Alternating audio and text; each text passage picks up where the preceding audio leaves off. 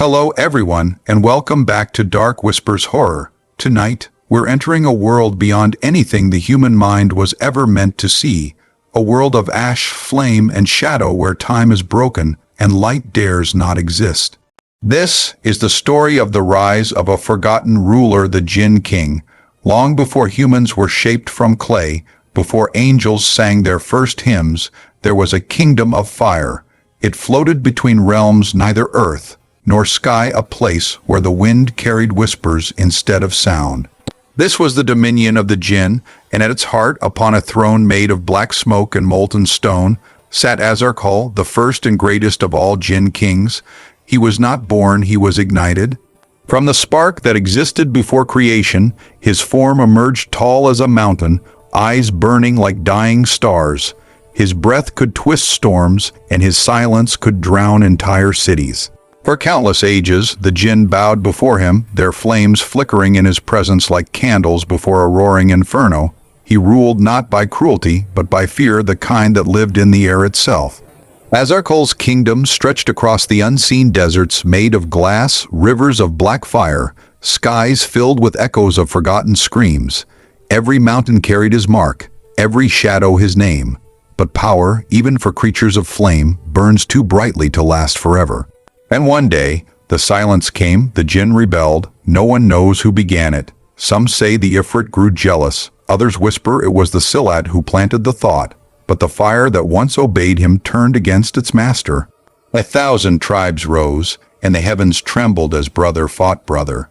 The war burned for centuries until Azar'Khul vanished into the void, swallowed by his own firestorm. And so the Jinn world went dark. The thrones turned to dust, the winds forgot his name, but legends do not die, they only wait. They say, deep beneath the red deserts where no human step has ever fallen, there lies a mountain that breathes. It exhales smoke every 1,000 years, and when it does, the shadows whisper his name again. And one night it happened, the dunes trembled, the sky turned crimson, and the old flame, the one that had been silent for millennia, stirred once more. From beneath the molten sands, a hand emerged, blackened, cracked, and glowing from within. Then another. The ground split open as Azar'Khul rose from his slumber, his body wreathed in living smoke, his eyes burning with the light of a dying star. He looked upon his world broken, empty, silent. Where once thousands bowed, now only the echoes of the wind remained. But he remembered everything, every betrayal, every scream, every drop of fire spilled in his name. He did not roar, he did not rage, he simply whispered, "It begins again." The Jinn world awoke that night. The gull rose from the sands, crawling out of their graveyards of bone. The Merid surged from the oceans, their watery flames glowing beneath the waves. Even the silent Silat shapeshifters of shadow trembled as the air grew thick with the old king's energy. The fire in the void began to burn once more, but Azar'Khul did not seek his throne. He walked the land of his kind, slow, deliberate, unstoppable. Where his footsteps fell, the ground bled smoke. Where his eyes turned, light itself fractured. He saw how far his children had fallen, hiding from humans, weakened by belief, scattered by fear. In the city of whispers, the last stronghold of the Jinn, the remaining elders gathered. Their bodies were like twisted storms, their faces hidden beneath veils of black light. When they felt his return, even they bowed, not out of loyalty, but out of ancient terror. "Why have you returned?" they asked. And the king replied, "Because you forgot the fire." Azar'Khul raised his hands, and the air cracked. From the emptiness between worlds, flames poured like rivers of living color. They wrapped around him, spiraling higher and higher until the darkness itself caught fire. In that moment, the Jinn world remembered who it belonged to, but power demands a price, and the more he burned, the more reality began to fracture. The borders between the Jinn realm and the human world started to blur, shadows began to move in places they shouldn't. Whispers echoed through empty rooms, and the air grew heavy with heat. The king did not notice. Or maybe he did and simply didn't care. He stood before the ruins of his old palace, now half buried beneath the sands of centuries, and he touched the throne made of molten stone.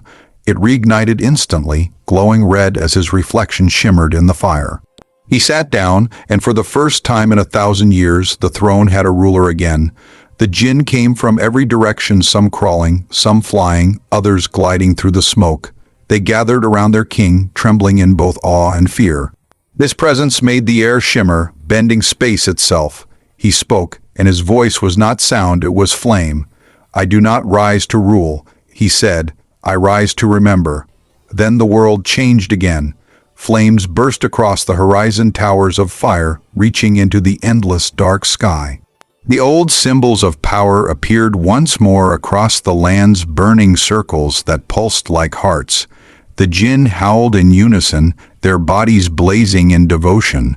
But as the light grew brighter, something else stirred deep within the darkness beyond all worlds. A voice, older than even Azar'Khul, whispered back. It was not of fire, it was of void. "You were not the first," it said, and then the flames dimmed. The king turned, his eyes narrowing as the stars themselves flickered. He could feel it, a presence greater than his own, watching, waiting, remembering. The air turned cold for the first time in eternity. His fire shivered. Somewhere in the void, the darkness smiled. And as the winds began to howl and the sands turned black once more, Azar'Khul whispered into the storm, "Then let there be another war." And just like that, the unseen world trembled again, and the human world unknowingly felt a cold wind pass through the night. Because somewhere beyond the veil of sight, a king of fire had opened his eyes, and he was looking at us.